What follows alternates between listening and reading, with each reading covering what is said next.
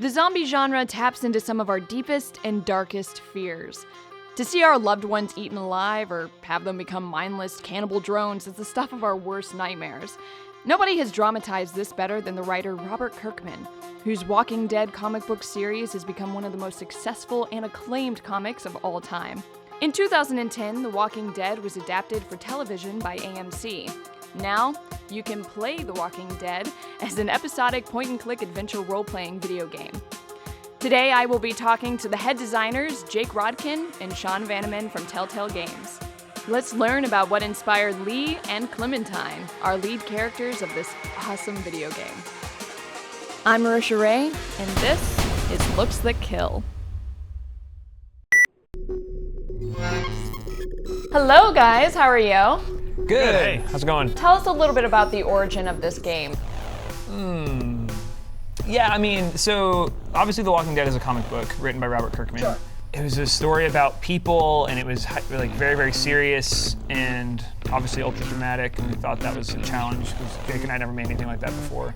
We thought it'd be even cooler to tell an original story in that world with new characters, and all that stuff, I guess, was our brainchild, more or less. So we kind of wrote this original story and pitched it to Robert Kirkman, who, like, thank God, thought it was cool, and off we went. Can you guys tell me a little bit about the story between Lee and Clementine? Lee and Clementine are the first people who sort of meet each other a few days after the apocalypse has started. And by the end of the first episode, you're kind of both orphans in a way, even though you're in your late 30s and she's 8.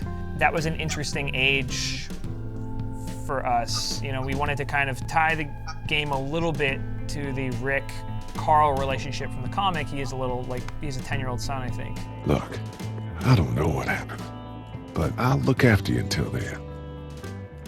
Where did you get the inspiration to choose a character like Lee?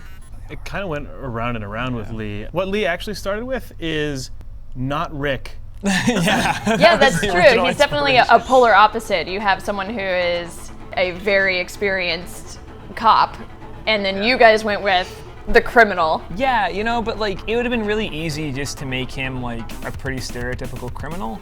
He's more of just a regular guy who did something before the apocalypse that he's really, really regretted, and you're not really sure if he even did it or not, but you know he has sort of emotional interpersonal baggage. And that's stuff we could all kind of like relate to, yeah. When you started designing the lead character, and you kind of started thinking about wardrobe and the aesthetic of him, what was the main things that you considered? Sort of just who he was as a person, you know? He's, of all things, like a college professor. And I think it's because he's sort of inspired by a college professor I had who I was really like, made a big impact in my life. So I just sort of thought about the things he would wear. You know, he wears sort of a blue button-up shirt, slacks, I guess, or pants. I guess he's wearing jeans. Yeah, just sort of like regular guy. He mixes it up. He's got some slacks. That's not to say that that's where he started, though. He kind of started in generic video game protagonist clothes. Oh yeah, like he definitely started in classic hoodie under jacket. Which is where you draw all video game protagonists when you're drawing them. That's just video game design 101. I'm just seeing like the menu screen for Grand Theft Auto. You have to have a leather jacket over, you have to layer. Where do you think that comes from as the classic stereotypical video game protagonist look? We don't know. I don't know how white guys dress, I don't know. Like, actually I know exactly where it comes from. It comes from the movie poster of War of the Worlds with Tom Cruise in it. That's just where you got it. That's true. That's incredibly true. Now, speaking of Clementine, how did you go about trying to display her youth and her innocence throughout her wardrobe? When you first meet Clementine, and she's got, basically it's just that summer dress, the baseball cap, and then jellies. Yeah, jellies were important. My sisters wore jellies. We wanted Clementine at the beginning to kind of just look almost like she had just put on her favorite 3 things because no one else was there. Like how would a little girl dress when she didn't have anybody supervising how she would dress? Yeah, it's funny, like I just met a friend of a friend who had a 7-year-old daughter, and she's like, oh, she got to dress herself today. And she was wearing flip-flops, like skin-tight gold pants, and this crazy frilly t-shirt that was all like torn and clearly old and overworn. And she was like so proud to have dressed herself that day. It was pretty incredible, and I don't know, I'm really happy with, that's the way we went with Clementine. Kind of, again, you instantly sort of understand her as a character.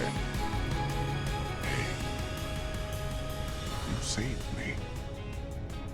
I'm sorry you had to, but I'm happy you could. Jake and Sean took on a pretty massive challenge when they decided not only to adapt one of the most beloved horror properties of all time, but to also tell a completely original story in that universe. The results?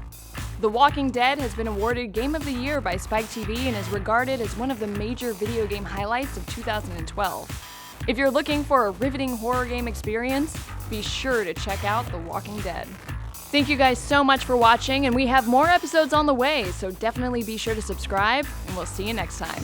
Like, there's fan art that comes in, and you're like, well, this is really good. Have you ever had any fan art come in that you're like, that's a good idea? Yeah, it hasn't gone that far yet. However, there is some fan art that's really creepy.